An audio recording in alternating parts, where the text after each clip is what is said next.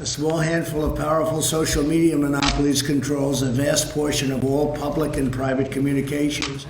President Trump signed an executive order aiming to undo long-held protections for social media companies following his favorite platform of communication, Twitter, slapping a fact-check link to news articles on two of his tweets where he called mail-in ballots fraudulent. They've had unchecked power to censor, restrict, edit, shape, hide, alter virtually any form of communication between private citizens or large public audiences.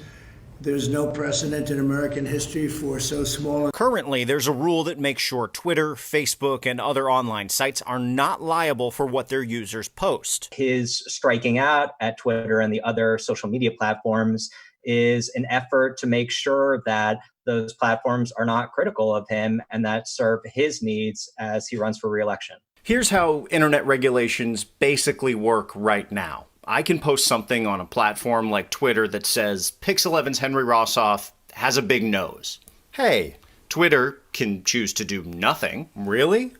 Or Twitter can add a warning to my post. Well, that's a little better.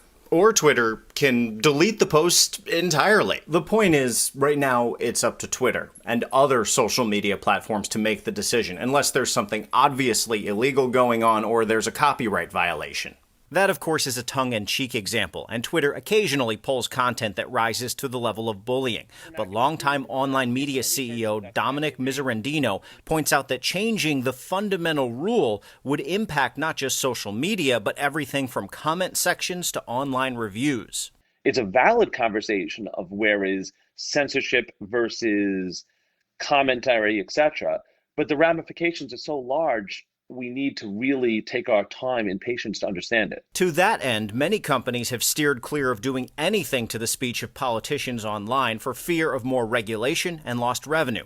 Listen to Facebook founder Mark Zuckerberg on Fox News today. I just believe strongly that Facebook shouldn't be the arbiter of truth of everything that people say online. Twitter's CEO Jack Dorsey fired back, saying the fact-checking does not make his company the arbiter of truth, and they want to help users connect the dots of conflicting statements in the interest of transparency. Legal experts also say an act of Congress is likely what it would take to change internet regulations. In New York, Henry Rossoff, Pix11 News.